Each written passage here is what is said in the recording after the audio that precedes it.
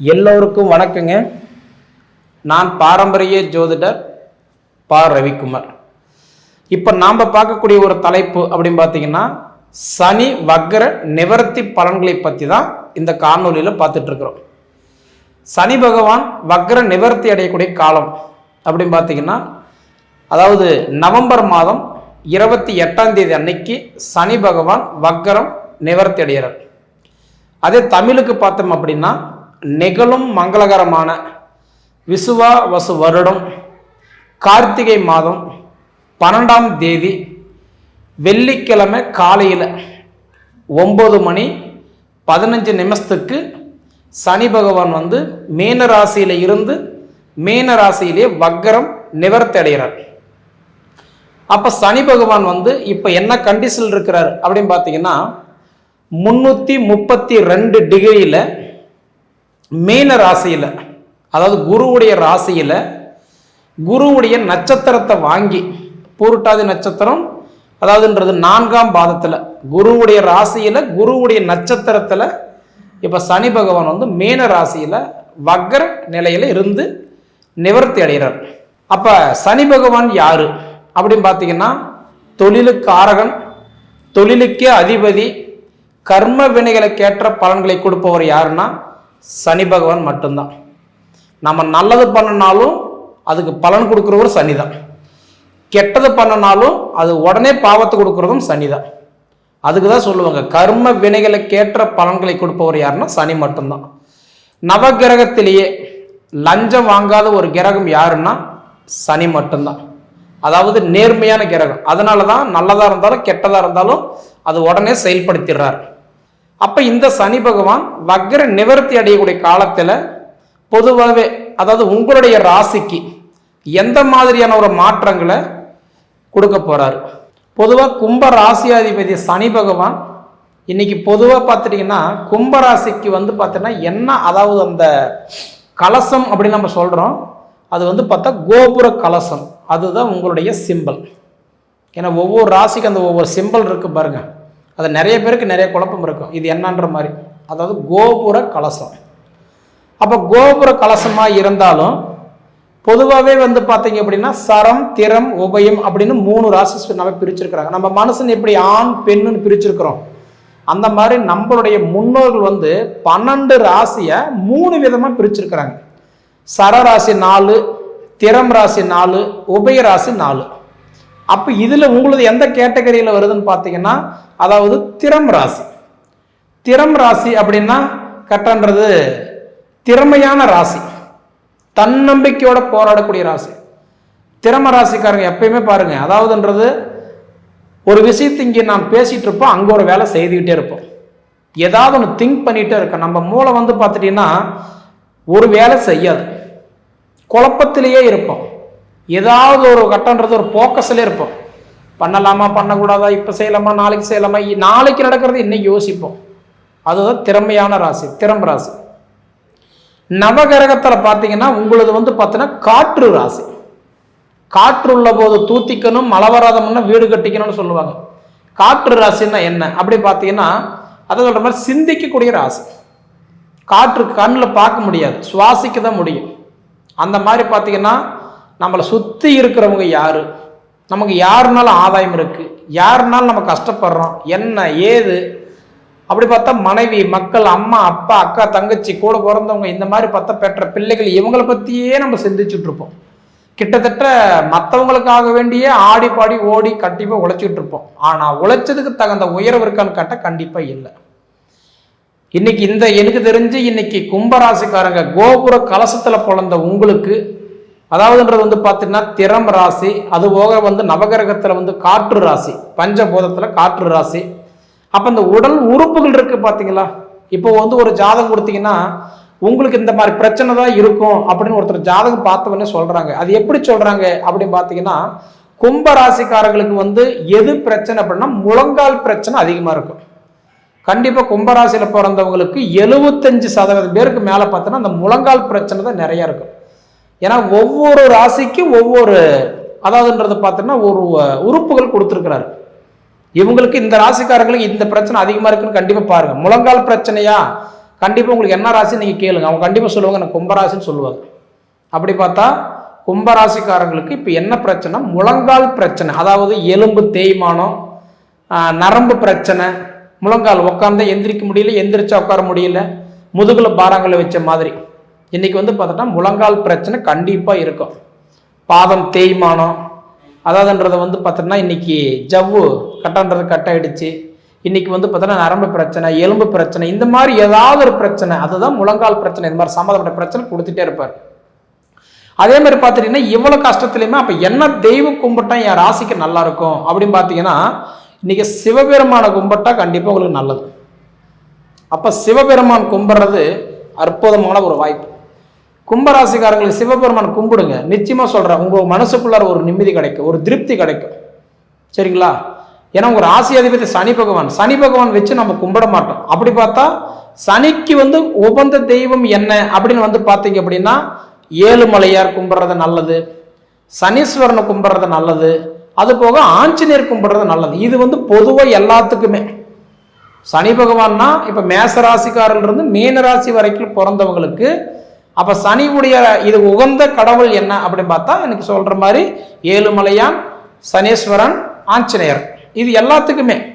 ஆனால் உங்களுக்கு இண்டிவிஜுவலாக தனிப்பட்ட முறையில் நான் சொல்லக்கூடிய விஷயம் என்னன்னா, அதாவது கும்பராசியில் பிறந்த உங்களுக்கு என்னன்னா சிவபெருமானுடைய துணை மட்டும் உங்களுக்கு இருந்துருச்சுன்னா இந்த பிரபஞ்சத்தில் நீங்கள் சாதிக்கலாம். சரிங்களா? இப்படி இருக்கும்போது அப்போ உங்களுக்கு வந்து இந்த சனியுடைய உங்கள் ராசிக்கு அதிபதி சனி பகவான் தான் இன்னைக்கு வக்கர நிவர்த்தி ஆகிறாரு. அது போக உங்களுக்கு இப்போ 7.5 சனி வேற நடந்துட்டு இருக்குது. 7.5 சனியிலே பார்த்தீங்கன்னா கடைசி பாகம், அதாவது சனி பகவான் ஒரு வீட்டிலிருந்து இன்னொரு வீட்டுக்கு மாறுறதுக்கு பார்த்தீங்கன்னா 2.5 வருஷம் டைம் எடுத்துக்குவார். மேக்சிமம் ஒரு கிரகம் வந்து அதிகப்படியாக இருக்கிறது யாருன்னா இந்த சனி மட்டும்தான். இதுக்கு கீழே தான் எல்லாமே. ராகு கேது 1.5 வருஷம் எடுத்து டைம் எடுத்துக்குவார், குரு 1 வருஷம் டைம் எடுத்துக்குவார், செவ்வாய் வந்து 1.5 மாதம் டைம் எடுத்துக்குவார், சூரியன் புதன் சுக்கிரன் 1 மாதம் டைம் எடுத்துக்குவார், சந்திரன் 2.25 நாள் டைம் எடுத்துக்குவார். அப்போ மேக்சிமம் உங்கள் ராசிக்கு அதிபதி சனி பகவான் மட்டும்தான் 2.5 வருஷம் டைம் எடுத்துக்குவார் ஒரு வீட்டில இருந்து இன்னொரு வீட்டுக்கு மாறுறதுக்கு. இந்த 2.5 வருஷத்துல பார்த்தீங்கன்னா 2 டைம் வந்து பார்த்தீங்கன்னா அதாவது வக்கரத்துக்கு போவார். சரிங்களா? 2 டைம் வக்கரத்துக்கு போவார். அப்படி வக்கரத்துக்கு போனாருன்னா மேக்சிமம் 4.5 மாச காலத்தில் வக்கரத்தில் இருப்பார். இப்படி இருக்கக்கூடிய உங்களுடைய ராசிநாதன் 3 நட்சத்திரத்துக்கு அதிபதி, 2 ராசிக்கு அதிபதி, 19 வருஷம் திசா இருப்பு கொண்டவர். இந்த மாதிரி நிறைய விஷயங்கள் சொல்லலாம். சனி பகவான் வந்து அடிமட்டத்து வரைக்கும் இறங்கி வேலை செய்கிறவர் சனி மட்டும்தான். அதுக்காக தான் அவர் தொழிலுக்கு காரகன், தொழிலுக்கு அதிபதினு நம்ம சொல்றோம். சரிங்களா? இப்படி இருக்கக்கூடிய சனி பகவான் பொறுத்த வரைக்கும் உங்களுக்கு பாத சனியா இருக்கிறதுனால நீங்க எந்த வயசுல இருக்கிறீங்க, கிட்டத்தட்ட எனக்கு தெரிஞ்சு ஒரு 30 வயசு வச்சுக்கோங்களேன். பிறக்கும் போதே 7.5 சனி இருந்ததுன்னா 2வது ரவுண்டு. ஆனா இடையில பிடிச்சதுன்னு வச்சுக்கோங்களேன், 30 வயசுக்குள்ளார இருக்கிறவங்களுக்கு இது முதல் ரவுண்டு, அதாவது மங்கு சனி. அதே ஒரு 45 வயசு கிட்டத்தட்ட 50 வயசுக்குள்ளார இருந்தாங்க அப்படின்னா அவங்களுக்கு 2வது ரவுண்டு. அதே 50 வயசுக்கு மேல இருக்கிறவங்களுக்கு பார்த்தீங்கன்னா இது 3வது ரவுண்டு. மங்கு சனி, பொங்கு சனி, மாரக சனி.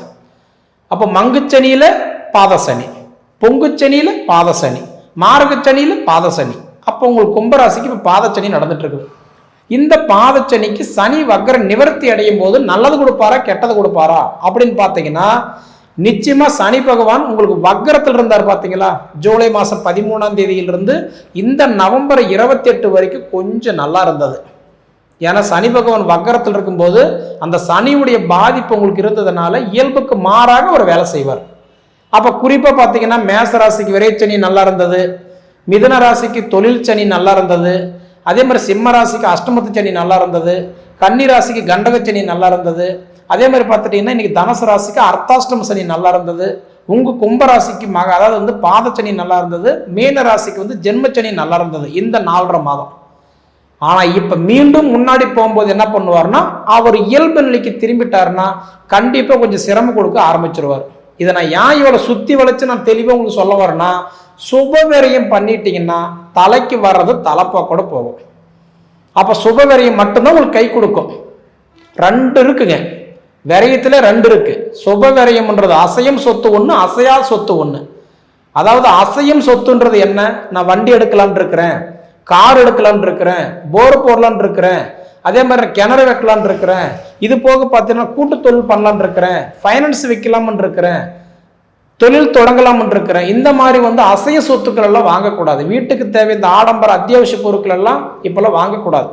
கையில் இருக்கா வாங்கிக்கோங்க, தப்பு இல்லை. லோன் போட்டு வாங்கலான் இருக்கிறேன், இந்த மாதிரி கடன் வாங்கி வாங்கலான் இருக்கிற அப்படின்னா கை முதல் நஷ்டமாகும். அதனால இப்ப வேண்டாம். அசையாத சொத்துக்கள் நீங்க எதை பண்ற மாதிரி இருந்தா, அதாவது கல்யாணம் பண்றது, இடம் வாங்குறது, வீடு கட்டுறது, வீடு ஆல்ட்ரேஷன் பண்றது, வீட்டுக்கு அதாவதுன்றது நம்ம தேவை, இந்த கபோர்டு ஒர்க்கு, பெயிண்டிங் வேலை, இந்த மாதிரின்றது அசையா சொத்துக்கள் பண்ணிட்டீங்கன்னா உங்களுக்கு நல்லா இருக்கும். சரிங்களா? ஏன்னா உங்களுக்கு கும்பராசிக்கு நடக்கிறது இப்போ வந்து கட்ட பாத சனி நடக்குது. இந்த பாத சனின்றது வந்து பார்த்துட்டீங்கன்னா உங்களுக்கு கிட்டத்தட்ட 5.25 வருஷமா உங்களுக்கு 7 சனி நடந்துட்டு இருக்கு. அப்போ இன்னொரு 1.25 வருஷம் தான் உங்களுக்கு இந்த 7 சனி இருக்கு. இந்த 1.25 வருஷம் முடிகிற வரைக்கும் கிட்டத்தட்ட கொஞ்சம் கவனமா இருக்கிறது நல்லது. நீர், நெருப்பு, எண்ணெய், தண்ணி, வண்டி, வாகனத்துல கொஞ்சம் கவனமா இருக்கிறது நல்லது. சரிங்களா? ஹெல்த் பார்த்துக்கிறது நல்லது. எக்ஸசைஸ் பண்ணுங்க, வாக்கிங் போங்க. அதாவது உணவே மருந்துன்ற மாதிரி கரெக்டான்றது, உணவு கரெக்டாக எடுத்துக்கோங்க. 1000 வேலைகள் இருக்கும். முதல்ல நமக்கு என்ன தேவை? உணவு சாப்பிட்ருங்க. 4 இட்லி சாப்பிட்றீங்களா, 2 இட்லியா சாப்பிட்ருங்க. மெடிசன் போட்டுக்கோங்க. டேப்லெட் போடுறவங்க டேப்லெட் போட்டுக்கோங்க. நிச்சயமா உங்களுக்கு வந்து ஓரளவுக்கு தலைக்கு வர்றது தலைப்பா கூட போயிடும். அப்போ உங்களுக்கு ஹெல்த் பத்தி பிரச்சனை இல்லை. அதுதான் முன்னெச்சரிக்கை இருக்க சொல்றேன். அசையா சொத்துக்கள் வாங்குங்க. இப்படியெல்லாம் நீங்க பண்ணும்போது இந்த பாத சனி தலைக்கு வர்றது தலைப்பா கூட போகும். சரிங்களா? இதை தாண்டி என்ன பண்ணலாம், என்ன பண்ணக்கூடாது, இண்டிவிஜுவலா நீங்க ஒரு முடிவு எடுக்கிற மாதிரி இருந்தா உங்க சுய ஜாதகத்தை பார்த்துட்டு செய்யுங்க. பண்ணலாமா வேண்டாமா, இது செஞ்சா நல்லது நடக்குமா இல்ல பாதகத்துல முடியுமா? நான் எல்லாருக்குமே இது செய்யுங்க நான் சொல்ல முடியாதுங்க. இல்ல எல்லாத்துக்கும் செய்ய வேண்டாம்னு சொல்ல முடியாது. அப்படி கேட்ட நாளைக்கு நீங்களும் ஒரு கேள்வி கேட்கலாம், எப்படிங்க நீங்க என் ஜாதகத்தையே பார்க்கல, எனக்கு எப்படிங்க செய்ய வேண்டாம்னு சொன்னீங்க? செய்யுங்கன்னு சொன்னா எதை வச்சுங்க செய்ய சொன்னீங்கன்னு கேட்பீங்க. இண்டிவிஜுவலா பார்க்க வேண்டிய விஷயம். உங்க ஜாதகத்தை அனுப்பி பார்த்துக்கோங்க. பொது பலன்களை பார்த்தா இது உங்களுக்கு பாதகமான நேரம் தான். அந்த பாதகத்தையும் சாதகத்தை ஆக்கணும்னா நீங்க கொஞ்சம் கவனமா ஒரு விஷயத்தை ஹேண்டில் பண்ணுங்க. வெளிநாடு முயற்சி எடுக்கிறீங்களா, தொழில் தொடங்கலான்னு இருக்கிறீங்களா, அதை போக பார்த்துட்டுன்னா ஏதாவது புதுசா ஆரம்பிக்கலாம்னு நினைக்கிறீங்களா, இப்ப வேண்டாம். உங்க ஜாதகத்தை பார்த்துட்டு நல்லா இருந்தா ஆரம்பிங்க, தப்பு இல்லை. ஆனா பொது பலனா என்ன கேட்டீங்கன்னா நான் வேண்டாம்னு தான் சொல்லுவேன். சரிங்களா? படிப்பு சார்ந்த விஷயம் ஓரளவுக்கு நல்லா இருக்கும். இந்த கடன் பிரச்சனை எல்லாம் தீருமானா ஏதோ ஒரு வகையில் உங்களை சுத்திக்கிட்டே தான் இருக்கும். ஒரு கடன் கட்டிட்டீங்கன்னா இன்னொரு கடன் வந்துடும். அதனால கடன் பிரச்சனை தீருமா நினைச்சா கண்டிப்பா தீராது. 1 லட்ச ரூபாய் கடனுக்கு 2 லட்ச ரூபா வாங்குவீங்க, 2 லட்ச ரூபாய்க்கு 3 லட்ச ரூபா வாங்குவீங்க, 3 லட்சத்துக்கு 4 லட்சம் வாங்குவீங்க. அப்ப கடன் பிரச்சனை நம்மளை சுத்திக்கிட்டே இருக்கும், நம்மளை கார்னர் பண்ணிட்டே இருக்கும். அதனால நமக்கு கடன் பிரச்சனைகளோ, தொழில் பிரச்சனையோ, வேலைக்கு வரவங்க வரமாட்டாங்க, எடுத்த ஆர்டர் கம்ப்ளீட் பண்ண முடியாது, நம்ம கிட்ட வேலைக்கு வரவங்க அவங்க முதலாளியா இருப்பாங்க, நாம தொழிலாளியா இருப்போம். கிட்டத்தட்ட ஏன் சொல்றேன்னா இந்த மாதிரி காலகட்டங்கள் எல்லாம் உங்களுக்கு நடக்கிறதுனால கொஞ்சம் கவனமா இருங்க. சரிங்களா? என்ன பண்ணலாம் என்ன பண்ணக்கூடாதுன்றத முதல்ல பிரிச்சு பழக கத்துக்கோங்க. சரிங்களா? எல்லாமே நமக்கு வந்து கட்டுறது நல்லது நம்ம சொல்ல முடியாது. சரிங்களா? அதனால ஆடம்பரம் என்ன, அத்தியாவசியம் என்ன, அதை நீங்க தெரிஞ்சுக்கிட்டீங்கன்னா நிச்சயமா இந்த சனி வக்கர நிவர்த்தியில உங்களுக்கு நல்ல மாற்றங்களை நீங்களே பார்க்கலாம். சரிங்களா? நான் சொன்ன மாதிரி சிவபெருமான முதல்ல வழிபடுங்க, கண்டிப்பா உங்களோட வாழ்வாதாரம் நல்லா இருக்கும். சரி நேயர்களே, உங்க பொன்னான நேரத்தை ஒதுக்கி இவ்வளவு நேரம் என்னோட காணொலியை நீங்க முழுமையா பார்த்ததுக்கு மனசார மனசுல இருந்து கேட்டுக்கிறேனுங்க. நன்றி.